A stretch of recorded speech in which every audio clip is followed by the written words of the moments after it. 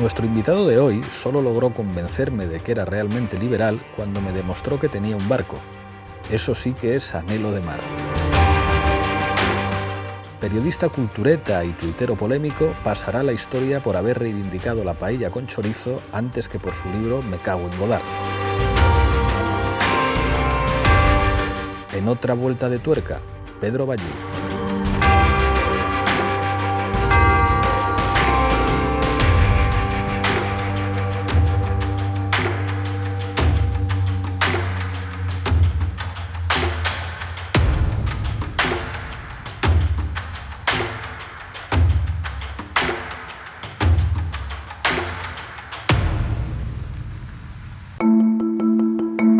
Pedro Ballín, bienvenido a otra vuelta de tuerca. Bien hallado. No te voy a joder con el psicoanálisis, que es como empezamos siempre en este programa, porque sé que no soportas a Sigmund Freud. Así que nos lo vamos a saltar, pero te voy a tomar la palabra, porque tú dices que la sentimentalidad se forma en la adolescencia. Así que háblame de Pedro Ballín adolescente. A mí me han contado que tenías asma y que por lo tanto tenías que pasar mucho rato viendo cine y viendo la televisión. Sí, desde los 9 años. Para ser una infancia de pueblo y de pueblo pequeño, mi infancia debería haber sido más una infancia exterior, que era lo propio, ¿no? De quedarte después del cole por la calle. Pero desde los 9 años que empecé a tener asma y no podía correr y jugar al fútbol y estas cosas, pues al final pasé una infancia bastante de interiores. También es verdad que el tiempo en Asturias no anima en invierno a que estés todo el día en la calle, ¿no? Y mis obsesiones digamos, en la infancia fueron dos. Una era ver la televisión, o sea, ver sobre todo películas, me gustaban muchísimo desde muy crío las películas, y la otra era cualquier cosa que fuera de construcción. Me pasaba horas y horas encerrado con juegos de construcción, en general construyendo naves espaciales, que siempre fue como mi primera obsesión. Luego en la adolescencia, no, la adolescencia ya fue un poco más de exteriores, digamos, porque mi pueblo Colunga es un pueblo pequeño y tiene un colegio público, pero no tenía enseñanza secundaria, y entonces tenías que irte al instituto a un pueblo vecino, a 20 kilómetros, a Villaviciosa, y bueno, ya con la excusa de que cogías un autobús todas las mañanas y cambiabas de pueblo, pues tuve una adolescencia un poco más de calle, ¿no? Y no sé, son unos años muy chulos. A mí me tocó en el instituto la llegada de los primeros profes progres, ¿no? A la enseñanza pública española. Pues yo empecé lo que entonces era primero de BUP con 14 años en el 85. Y la verdad es que aquella experiencia estuvo muy bien, era muy chulo porque aparte de que había una renovación del profesorado generacional y política, eran profesores que venían con muchísimas ganas, ¿no? Y no sé, yo creo que fueron unos años donde ese motor que tienes con esa edad, que es la curiosidad, la sensación de que todo el mundo es mucho más grande de lo que tú conoces. Cuando vives en un pueblo pequeño, esta sensación de ir creciendo y abriéndote como a una especie de panóptico que se va ensanchando, pues los profesores contribuyeron mucho a eso. Yo estoy muy agradecido a los profesores de la secundaria. ¿Estudiaste Ciencias de la Comunicación? ¿Por qué? Pues porque en realidad tengo una cierta capacidad para entusiasmarme o tener curiosidad sobre cualquier cosa. No tenía muy claro qué quería hacer y en el instituto, cuando llegué, me gustaba una muchacha de la clase de al lado que escribía poemas y quería ser escritora de mayor seguramente, y entonces quería escribir periodismo. Y entonces, por esas mímesis que uno desarrolla cuando está, digamos, todavía formando su personalidad, yo empecé a decir a todo el mundo que quería estudiar periodismo. La chica en cuestión desapareció, que me duró, porque desapareció el cuarto año, cuando estaba terminando la secundaria, se mudó a otro pueblo. Nunca más supe de ella, pero en el último año de enseñanza secundaria me daba como mucha pereza, después de llevar 3 años repitiéndole a todo el mundo que quería estudiar periodismo, ponerme a explicar o a pensar siquiera, a explicarme a mí mismo si realmente eso era lo que quería hacer, ¿no? Entonces dije, mira, disfruta este último año de secundaria, que seguro que eso tan mal no estará, y luego me di cuenta que era la carrera, no sé si tanto la profesión, pero sí la carrera perfecta para alguien como yo, a quien todo le interesa un poco, ¿no? Aunque sea someramente. Entonces una carrera que tiene mucha historia, literatura, economía, sociología, derecho. A mí todo esto me parecía apasionante. De hecho, en general las asignaturas que menos me interesaban eran las propiamente periodísticas, porque luego me di cuenta con los años que esto es un oficio, sobre todo, no es una profesión, y que hacer periodismo se aprende haciéndolo y ya lo aprenderás cuando termines la carrera. Y en cambio es muy interesante que un periodista tenga una formación, pues fíjate hoy, ¿no? Bastante sólida en derecho constitucional, en derecho europeo, pues, en derecho penal, en economía, que sepas lo que es un PIB, cómo se hace una tasa de desempleo, cómo se calcula la tasa de desempleo. No sé, me pareció que con ese programa estaba muy bien pensada para lo que luego es el ejercicio. Y luego el ejercicio se aprende como andar en bici, o sea, lo haces mal muchas veces hasta que aprendes a hacerlo un poco mejor. Acabas la carrera y trabajarás después en los 2 periódicos de referencia de Asturias, en el periódico de Oviedo, en La Nueva España, y en El Comercio, que es el periódico de Gijón. Y ahí tratas sucesos y temas de política local. ¿Cómo forma Pedro Ballín esa experiencia, digamos, tan asturiana en los primeros años del periodismo? Bueno, la primera vez que entré en un periódico, en una redacción propiamente dicha, que no había decidido si iba a hacer periodismo profesionalmente o no, porque acabé la carrera, estaba intentando simultanear la licenciatura de Ciencias de la Información en la rama audiovisual, porque como me gustaba el cine quería, bueno, mantener abierta esa vía.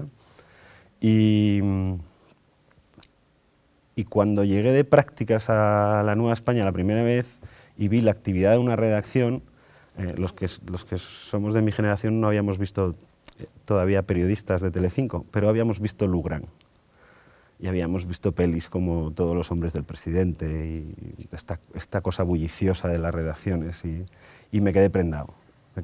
Cuando entré el verano primero de prácticas en La Nueva España me pareció que aquello era divertidísimo, sobre todo divertidísimo, ninguna otra cosa. Esta cosa de están pasando cosas a la vez, por todas las mesas, la gente discute, y dije, yo esto quiero hacerlo. Y la experiencia al principio fue de mucho aprendizaje, hice muchas cosas diferentes, incluidos trabajos de carpintería, como todos los días copiar las temperaturas, la previsión de temperaturas, transcribir las pelis comentadas de la televisión del día siguiente, cosas así, pero a la vez mucho periodismo local, enfocado por el reporterismo al principio, que es lo que te entregan un poco cuando empiezas.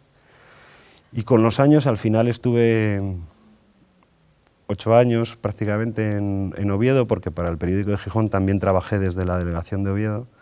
Pues empecé a aprender en qué consistía relacionarte con el poder local, ¿no? La cosa más divertida de esto fue que yo me relacioné con el poder local en el periódico que se llevaba bien con el poder local, y luego en el periódico que no se llevaba bien con el poder local. Y bueno, pues fue un aprendizaje muy elocuente de cómo funcionan el poder político respecto al poder mediático, y cómo son esas relaciones, y qué papel y cuánto margen tienes como profesional para moverte ahí. Mi conclusión fue optimista, no fue nada ceniza. Yo siempre reivindico que el periodista, a pesar de las presiones y de los intereses del medio para el que trabajas, etcétera, etcétera, tienes mucho margen para, sin ser un suicida, es decir, sin provocar tu cese, digamos, hacer muchas cosas. Digamos, hay un Ballín que ya explica más, Me cago en Godard, tu primer libro del que vamos a hablar, que es el Ballín que trabaja en la sección de Cultura de La Vanguardia, y él que es una de las almas de los premios Feroz, que son como los Globos de Oro de España antes de los Goya, y digamos ahí ya vamos conociendo más al Ballín que va a aparecer después en este libro.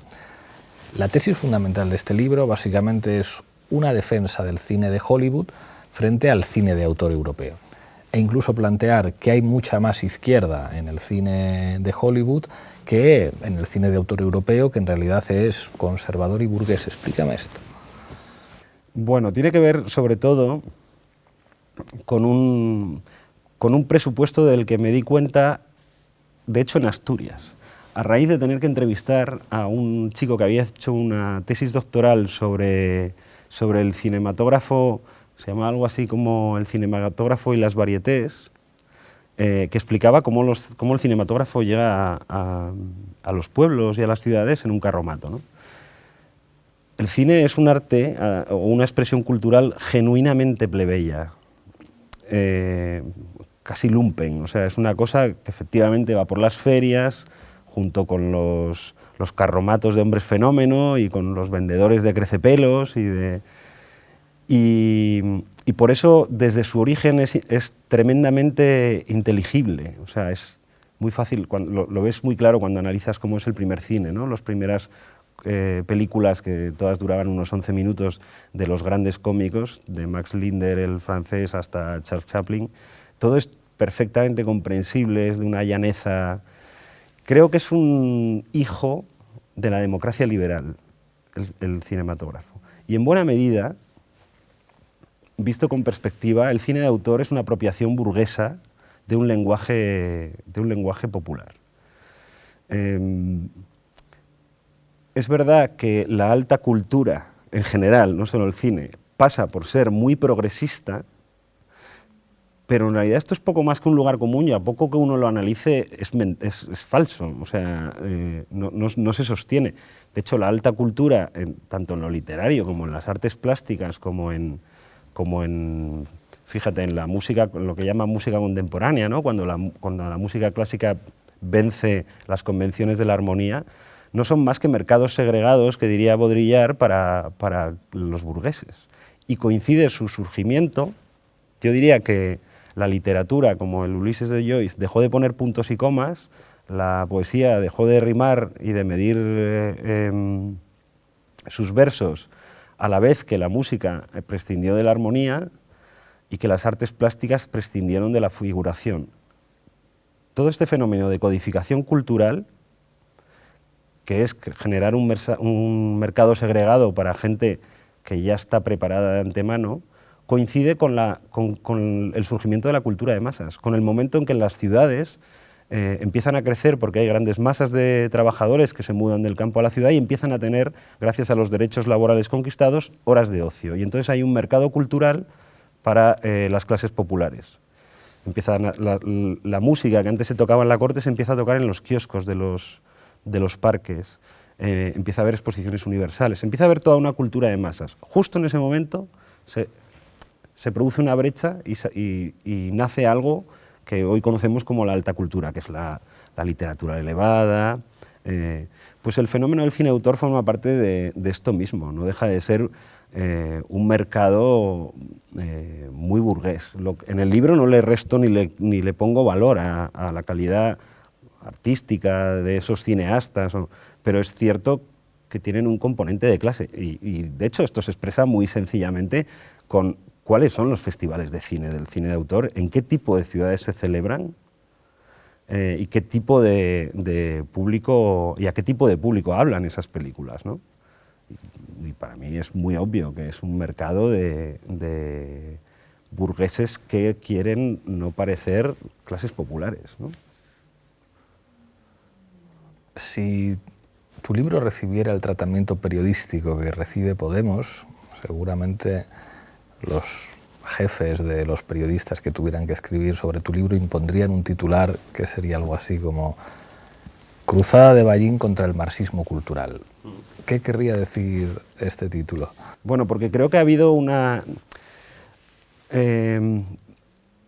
por lo menos en lo que he aprendido en los años que he estado haciendo información de cine, yo he hecho muy poca crítica como tal, porque apenas he hecho algo parecido a crítica en las crónicas de festivales, ¿no? Yo he hecho sobre todo reportajes, entrevistas, pero digamos, el género crítico lo he tocado muy poco. Pero lo que he aprendido es que aunque muchos no lo saben, básicamente hay un pensamiento hegemónico en la crítica que es de raíz marxista, que tiene que ver con una interpretación, yo creo que sesgada, de la Escuela de Frankfurt, y que descansa sobre dos conceptos, en el caso español, clarísimos. Uno es un cristianismo cultural brutal, que tiene que ver con el sufrimiento como camino de virtud, y otro a nosotros nos llega la democracia justo a la vez que Reagan prácticamente se hace con el gobierno en Estados Unidos, y entonces el antiimperialismo se convierte casi en un lugar común de todo progresista, ¿no? Entonces se demoniza no solo la acción exterior del gobierno norteamericano, sino todo lo que tiene que ver con Estados Unidos, ¿no? Se demoniza Rambo, se demoniza Rocky IV. Claro, pero es que Rocky IV y Rambo son más excepciones que regla, y esto es lo que intenta explicar el libro, que si la generalización es que el cine yanqui es reaccionario e imperialista, es injusta. Porque existe un cine imperialista y reaccionario en Estados Unidos, pero no es mayoritario. De hecho, has nombrado dos sagas de Sylvester Stallone, cuyas películas de apertura, en ambos casos, son todo lo contrario de lo que acabó siendo la saga. Rocky I es de izquierdas. Rocky I es dice un amigo, muchacho de clase obrera italiano. Y seguramente cuenta una de las historias de amor lumpen más enternecedoras que se han contado en el cine, ¿no? Y El acorralado en realidad es una crítica a lo que ocurrió tras la guerra de Vietnam, que como no ganaron se trató a los veteranos como si fueran escoria, y gran parte del homeless, digamos, nativo que ha tenido Estados Unidos en los 25 o 30 años posteriores a la guerra de Vietnam son veteranos que no encontraron nunca un encaje social después, ¿no? El acorralado trata de esto. Otra cosa es que Rocky IV ya, digamos, en el final casi en el final de la Guerra Fría, sea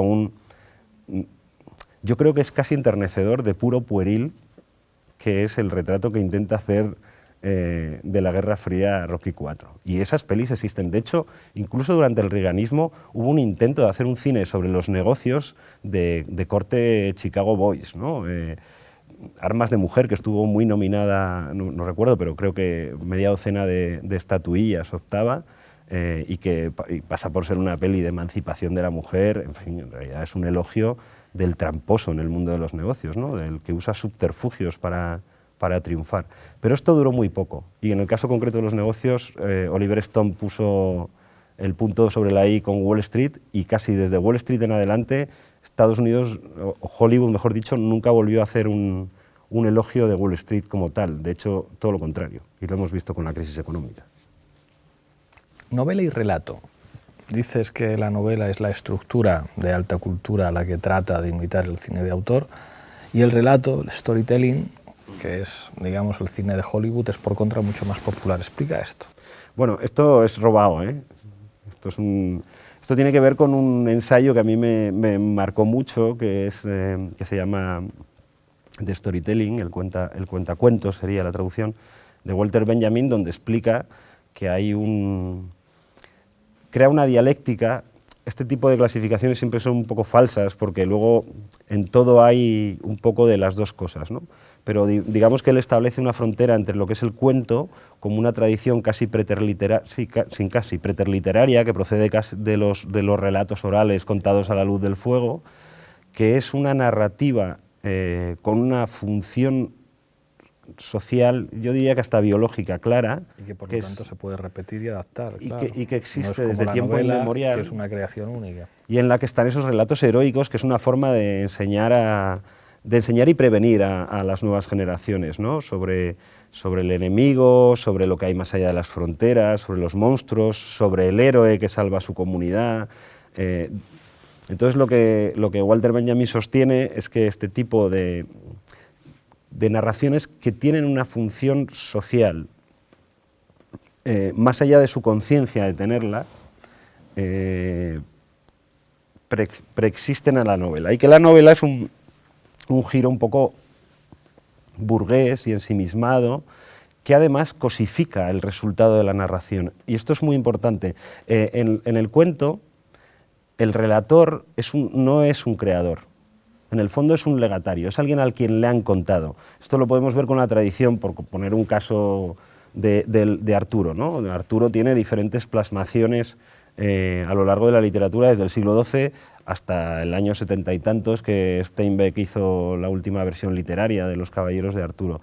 Y no es tan importante la forma concreta que toma el relato como los hechos que narra, ¿no?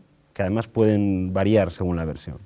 En cambio, la novela es un producto totalmente terminado, es como un cuadro, o sea, ahí no se puede pintar nada, lo más que puedes hacer es traducirla, pero no se toca una coma en una novela. La novela tiene valor en la forma final que tiene, y por tanto empodera extraordinariamente al narrador, que deja de ser narrador para ser creador, ¿no? Y esto tiene que ver con toda esta cosa romántica en lo que se convierte el artista, ¿no? A partir del siglo XIX, que es como una especie de hechicero que tiene la verdad revelada y que sustituye un poco al cura. Bueno, yo sostengo ahí que a la muerte de Dios el artista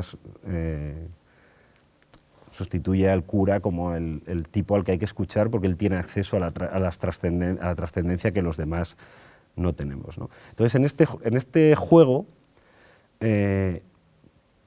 siempre he tenido la sensación de que el cine de autor está más próximo a la novela que además la novela como tal es burguesa, porque habla desde Madame Bovary en adelante, ¿no? Que se inaugura la novela moderna, habla de las cosas que les pasan a los burgueses, ¿no? Mientras que el cuento, el relato, las historias de aventureros siempre hablan a la comunidad, siempre son una cosa comunal y que además te están invitando a que tú a tu vez la cuentes a los que vienen después. Por eso también, eso me lleva también a hacer una defensa del remake, que tiene una moraleja más clara, un mensaje moral más evidente. Sí, yo creo que en Estados Unidos es que creo que no es consciente, que es un producto del hecho de que sea una creación colectiva e industrial y popular, lo que hace que sea tan leal a la tradición del cuento, hasta el punto de que cuando deciden narrar historias verídicas, las convierten en cuentos, en novelas ejemplares. Cuando adaptan Erin Brockovich o Sully, el caso del piloto que aterrizó el avión sobre el Hudson, el caso de Erin Brockovich es la de una chica que no era ni abogado y trabajaba en un bufete y decidió emprender ella una causa contra una empresa energética por haber contaminado y envenenado a una población. Lo narran como si quisieran inscribirlo en la tradición del relato heroico, digamos, preterliterario, ¿no? Y eso siempre me ha dado la impresión de que, en el fondo, cumplen muy bien con la función que un narrador debe tener. Y un creador, un novelista, creo que es una cosa completamente diferente, porque el autor es el principio y fin de la historia, ¿no? Es especialmente sarcástico que el cine de autor se comporte con maneras de novelista cuando el cine es un trabajo colectivo. Y eso genera que el cine de autor, en realidad, como decía Coppola, que es un cachondo, que a él le gustaba el cine porque era el único sitio donde puede ser un dictador y es legal, ¿no? Pero eso lo leía y creo que es un poco mentira. O sea, el cine tiene funciones muy diferenciadas, pero es mentira que el director mande tanto. El director toma algunas decisiones y a lo mejor ocurre que el director ha sido el guionista también, pero después está el iluminador, después están los actores, el montador casi toma decisiones más importantes que las del guionista o que las del propio director. Ahí, o sea, me convence, digamos, esa noción del cine como trabajo colectivo, como trabajo industrial, donde es verdad que el director tiene una función crucial, pero no necesariamente más crucial que el ayudante de dirección. Pero en cambio en el cine de autor es un poco así. Sí, de hecho, además, los directores del cine de autor se dan importancia hasta el punto de que se meten en el trabajo del iluminador, se meten en el trabajo de los cámaras, meten la cabeza, hacen a los actores el papel. O sea, que Almodóvar dicen que es muy de esto, de hacer lo que quiere hacer el actor o la actriz y luego pedir... La antítesis de Almodóvar, que siempre se han reído de los actores, es George Lucas, que no les dice nada. Y él cuando le preguntan dice, no, yo supongo que ellos han leído el guión y saben hacer su trabajo. Y cuando repite la toma solo les dice, más rápido. Tenéis que llegar más rápido a la marca y decir la frase más rápido. Y en los makings de las pelis recientes, las de 2000 de Lucas, pues el propio Ewan McGregor se cachondea bastante de Lucas porque dice, no puedes preguntarle cómo se hace esto. Dice, yo deduje que usar la fuerza era fruncir el ceño y con eso tiraban. Te voy a hacer un primer cuestionario. Yo te pongo encima de la mesa algunos arquetipos del cine hollywoodiense y en 5 o 6 frases los describes. El primero, el cine cómico mudo. Chaplin, tiempos modernos. El cine cómico mudo es una versión, yo creo que casi perfecta, que combina el Quijote en su inocencia y su incapacidad para encajar, para asumir que el mundo es como es y no como debería ser, con una inocencia infantil muy comprometida con el mundo dickensiano. Porque la presencia de la pobreza es muy potente. Son como personajes que podrías haber arrancado de una novela de Dickens o incluso de Los Miserables de Víctor Hugo y insertarlos en las megalópolis que se estaban construyendo en Estados Unidos en ese momento. Entonces, es un arquetipo que tenía el riesgo de ser terriblemente reaccionario, porque puede ser muy antiprogresista por esta especie de estupor de estos personajes. Si recuerdas a Buster Keaton construyendo una casa con unas instrucciones que la construía al revés, y entonces lo único que le quiere es tener una casa como todo el mundo, pero no sabe cómo. Y sin embargo, acabó construyendo un modelo de redención del perdedor. Yo creo que, en buena medida, si lo piensas, Charles Chaplin en sí mismo es un icono relacionado con la Declaración Universal de los Derechos Humanos para el siglo XX. Entonces, en el fondo, además fija algo que ya va a ser una constante para el cine de Hollywood. Como democracia liberal, digamos, la primera experimental, esta cosa de que la Revolución Americana y la Declaración de Independencia antecede una década a la Revolución Francesa, hay como una especie de coger a la democracia americana por las solapas y exigirle que lo que decía en la Declaración de Independencia de que aquí tenemos oportunidades y seremos felices es cierto, ¿no? Entonces la primera forma de impugnar eso, de reclamar eso, son estos personajes que además fijan una cosa muy divertida porque ya no desaparecerá jamás de Hollywood, que es el más villano de los villanos es el rico, ¿no? Esto ya aparece en esas películas de cine mudo. Recuerda, en 6 o 7 frases, ahora vamos con cine negro, mujer fatal. Bueno, la mujer fatal es una traslación de la bruja, o sea, es claramente un personaje negativo que lleva a los hombres a la perdición. Pero para una Europa donde la mujer no estaba todavía tan emancipada, aporta un arquetipo cuyo valor fundamental es el empoderamiento. Es un empoderamiento negativo, porque son personajes que acaban conduciendo a los protagonistas de las películas al desastre normalmente, ¿no? Pero están transmitiendo a un público, si piensas en las clases populares europeas de los años 40, las mismas españolas, le están transmitiendo a las mujeres que ven esas películas que en realidad en ellas reside un gran poder, y esto ya de por sí es emancipador. La comedia de enredo. La clásica es la segunda parte de esto, ¿no? Empieza a presentarnos las primeras mujeres que no van a son las primeras mujeres que van a trabajar para realizarse personalmente y no por necesidad, ¿no? En la Revolución Industrial la mujer se incorporó al trabajo, y se incorporó al trabajo por pura miseria, ¿no? Por traer otro sueldo a casa. Entonces, los primeros personajes femeninos emancipados son las niñas bien que quieren trabajar, ¿no? Y que se convierten en grandísimas profesionales. Katharine Hepburn es el personaje que, no sé, a mí cuando pienso en mi abuela, en la España de los años 40 y 50, viendo a Katharine Hepburn, la reina de África, ¿no? Pero antes, que la reina de África ya era mayor, Katharine Hepburn, pero antes, viviendo en un piso de lujo en el centro de Manhattan, siendo una periodista reconocidísima, la mujer del año, en la que su marido es un pobrecico que hace la crónica del béisbol, pero ella se reúne con la gente en Naciones Unidas. Entonces, a mí me parece que esto es absolutamente revolucionario. Visto entonces, independientemente de que el feminismo de esas películas, evidentemente, está compensado por una especie de condescendencia un poco machista y tal. Pero lo que hay que cogerlas es en el contexto de aquellos años. Y es tan importante este icono que en las películas en lo que llama el periodista Javier Giner cine de tacitas, que son las películas victorianas, donde las señoras toman el té y tal, cada vez que oyen la palabra mujer americana es como si hubieran nombrado al demonio. O sea, si el jovencito casadero de la casa está saliendo, está frecuentando a una mujer americana, se hacen cruces inmediatamente, ¿no? El western y la identidad nacional, o el mito nacional estadounidense. Esto es una de las cosas, yo tenía más o menos clara antes de llegar a esta parte del libro que el western era una crónica de la reforma agraria, pero luego me di cuenta que el western es una crónica en realidad de la construcción de una democracia. Porque si bien las sociedades de la costa este norteamericana son muy primas carnales de la metrópoli, digamos, de Europa, la construcción la conquista del oeste se produce cuando ya están emancipados de la corona británica.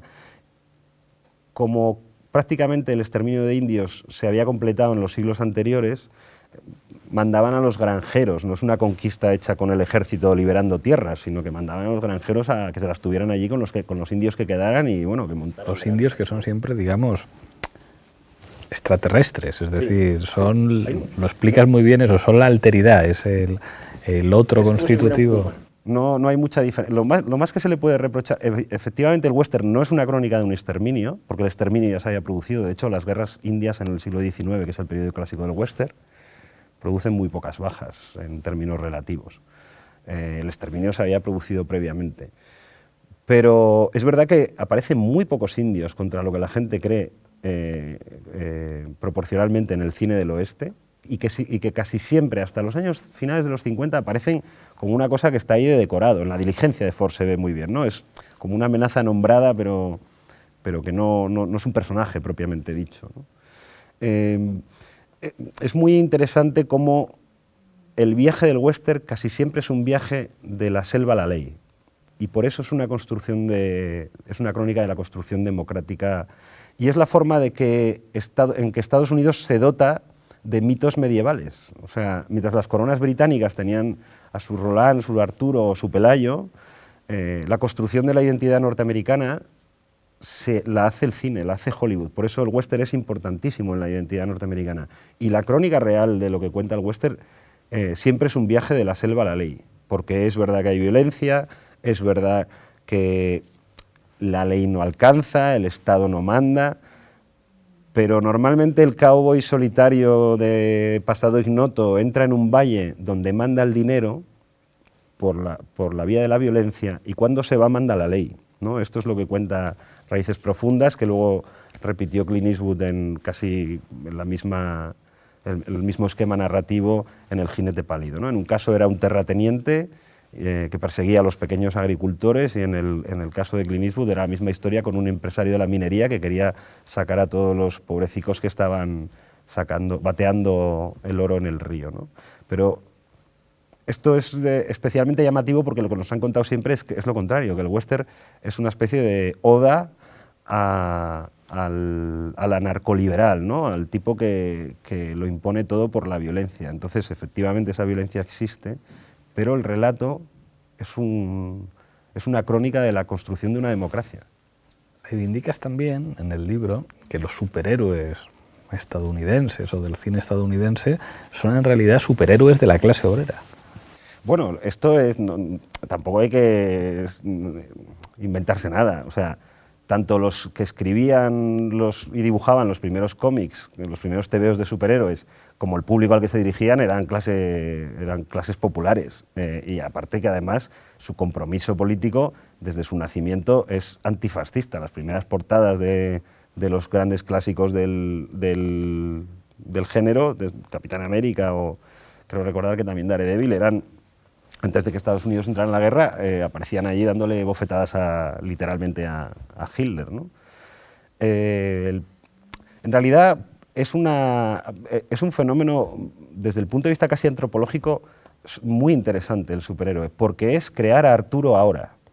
O sea, se trata de crear cuentos, como decíamos antes, en vez de novelas, crear cuentos contemporáneos e inscribir personajes heroicos como los que podría sacar de una novela medieval, digamos, de un cuento medieval, o de una leyenda de caballeros, e inscribirlos en las sociedades contemporáneas, lo cual, por cierto, comporta problemas políticos. Por eso el personaje del superhéroe, a partir de los años 80, se convierte en un personaje políticamente, como diría José María Lasalle, problematizado, ¿no? A veces por los propios autores marxistas, diría, incluso. Hay otra cosa que cuentas que me interesa mucho, y es cómo explicas que en el cine de ciencia ficción se ha producido una transición del extraterrestre al zombie. El extraterrestre es un poco como el indio. Todo esto en Alien se ve claramente. Alien aparece poquísimo en la primera película y es sobre todo como una amenaza. Y en realidad los extraterrestres siempre son una cosa como ajena a nosotros. Sin embargo, dices, ahora se ha impuesto el zombie. El zombie comparte un pasado con nosotros y es una promesa de futuro para nosotros mismos. Todos estamos condenados a convertirnos en un zombie. ¿Qué es lo que significan o qué es, cómo caracterizarías este auge del zombie en el cine de ciencia ficción? En realidad, la idea me la dio Jorge Dioni, al que tú también conoces, que es un analista político marxista de una perspicacia envidiable. Es verdad que el extraterrestre funciona como, y tiene todo el sentido, como la gran parábola del comunista, ¿no? Durante toda la Guerra Fría. ¿Por qué? Porque el mundo comunista es el extramuros de la democracia liberal, ¿no? Y entonces el ajeno es otro que no soy yo porque viene de fuera, ¿no? Entonces lo llamativo es que después de la caída del muro y del fin de la historia que no terminó, estuvimos como unos años sin que hubiera un gran otro, ¿no? Y de hecho hay una crónica puente entre, digamos que si el fin de la historia dura desde que se cae el muro hasta que se caen las Torres Gemelas, pues en medio hay una crónica puente que es Expediente X, que trata sobre el extraterrestre.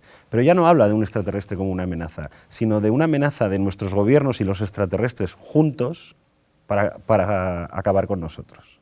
Esto es un elemento novedoso de cómo va mutando el extraterrestre. Y lo cierto es que después del 11 de septiembre, cuando la historia se pone en marcha otra vez, después de que Fukuyama la quiso parar, aparece de repente un tema, que era un tema de los años 60-70, que era el zombie, bueno, incluso anterior, pero que no había tenido especial éxito como icono del cine de terror, aparece como el gran tema. Esta es esa capacidad que dice siempre Guillermo Zapata de la fuera de la cultura de masas a condicionarla, ¿no? No sabes muy bien por qué, pero se ha empapado eso. ¿Y cuál es el gran elemento novedoso? Que el zombie como encarnación del otro ya no es algo ajeno a nosotros, ¿no? Efectivamente es nuestro probable futuro, y a la vez nosotros somos el pasado, con lo cual te estás enfrentando a un igual. Dioni en esto es especialmente sarcástico porque dice que todos cuando vemos una película de zombies pensamos que tendremos que planear cómo sobrevivirles, pero en realidad los supervivientes son muy pocos. En realidad todos deberíamos pensar cómo nos vamos a comer a los últimos de ellos, porque lo más probable estadísticamente es que formemos parte de los zombies, no de los supervivientes. Antes de pasar al cuestionario estricto, te pido un comentario sobre algo de lo que hablas también, que es el impacto del feminismo y del movimiento Me Too en el cine de Hollywood. Digamos que el cine de Hollywood es muy sensible a los movimientos de la sociedad, es muy sensible a los estados de ánimo sociales. Esto, digamos, de lo que significa el feminismo en el cine, yo creo que en la serie se aprecia de manera clarísima. O sea, cómo los temas del feminismo de repente aparecen en multitud de series. Además, no necesariamente como tema principal, sino como temas que empiezan a empapar diferentes tipos de tramas o diferentes tipos de relato. ¿Qué piensas de esto? Es un poco lo que te decía antes que decía Guillermo. Hollywood, y esto es una de las cosas que a mí me gusta mucho del cine de Hollywood, es incapaz de emanciparse de estas grandes cuestiones. Que una saga como Star Wars, en su último episodio estrenado hasta ahora, convierta a los tipos mayores en unos nostálgicos de sus propias derrotas y de su propia grandeza, y ponga a dirigir la guerra a generalas que están centradas no en en pasarse la mano sobre su propio pasado, sino en lo inmediato.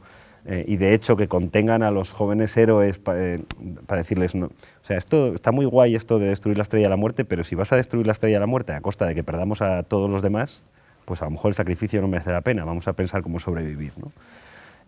Hay un caso que me gusta mucho, porque es una película que no estaba planificada para tener nada que ver con el Me Too, pero como se produce en el año del Me Too, se empapó. Y no sé si se empapó por su director o seguramente sea muy difícil rastrear cómo ocurre esto, pero el caso es que ocurre, que fue Los papeles del Pentágono, la película de Spielberg sobre que funciona un poco como precuela de Todos los hombres del presidente. Esa película, Spielberg, un poco aterrorizado ante lo que significa Trump, mientras está haciendo la postproducción de otra película, que es Ready Player One, en el tiempo que tiene decide acelerar la producción de esta película porque cree que hay que volver a reivindicar ese periodismo paladín y contrapoder, ¿no? En un momento en el que está pasando unas horas terribles. La película cuenta la historia de la editora del periódico y Ben Bradley con la primera gran exclusiva sobre el Pentágono y en lugar de parecer simplemente una precuela de Todos los hombres del presidente o un elogio del periodismo, lo que acabamos viendo en esa película es la historia de una mujer mayor que ha heredado el papel de editora del Washington Post porque su marido se ha muerto y ella delega en un consejo de administración todo de señores, hasta que en un momento dado se da cuenta de que, bueno, pues si ella es la propiedad del periódico, tendrá que tomar decisiones. Entonces vemos a una señora, pasados los 50 y tantos, 60 años, empoderarse de súbito, ¿no? No es casual que esta película esté producida el año del Me Too. No sé si es una decisión deliberada de los productores, del director, de los que estaban trabajando con el guión, que era un guión escrito bastante tiempo antes. Lo que sé es que esto ocurre en el cine de Hollywood, que se empapan de las sensibilidades, a veces las anticipan. Neil Blomkamp produjo una película que anticipó el mundo patera que pretende Trump, ¿no? Que fue Elysium, donde todo el planeta es una especie de favela gigante y la gente bien vive en una estación espacial con sanidad. Y todo el ansia de los que habitan el mundo favela es tener hospitales. Estas cosas ocurren en el cine de Hollywood al punto de que ahora mismo los grandes relatos de ciencia ficción, que tienen un componente de lucha de clases descarado, desde los Juegos del Hambre hasta Divergente, están capitaneados por mujeres. Las grandes heroínas de los nuevos relatos son todas chicas. Estamos llegando ya casi al final, vamos al cuestionario, ahora sí hay que ser estrictos, 2 o 3 frases como mucho. Yo dejo sobre la mesa algunos nombres propios y tú, sin piedad, los calificas. Nouvelle Vache.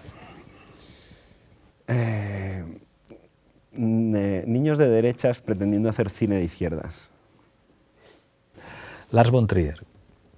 Creo que está chiflado y que ha hecho cosas magníficas y chaladuras. Neorrealismo italiano. Creo que hizo un gran servicio al cine y que a la vez creó sus propios fanáticos. Y eso hurtó a la narrativa de algunos de sus deberes, porque la narrativa no tiene por qué ser periodismo. Woody Allen. Pues es el icono del cineasta de autor burgués, ensimismado y conservador, que ha creado un arquetipo que es profundamente conservador, que es el de yo quiero hablar de que tengo 50 y muchos años, o 60, soy un señor muy culto y me gustan las camareras de 20 y tantos años. Haneke. Es un ser odioso, es un cineasta extraordinariamente dotado que utiliza todas esas armas narrativas para el mal. O sea, creo que en Austria gobierne quien gobierna y haya ese peso de los partidos conservadores y reaccionarios explica a Haneke y viceversa. Almodóvar. Como muchos grandes autores, empieza revolucionando lo formal y lo social con sus películas y al cabo del tiempo se convierten en directores mucho mejores en cuanto a lo técnico, pero mucho menos generosos con una mirada sobre el mundo que les rodea y más ensimismados, ¿no? Buñuel.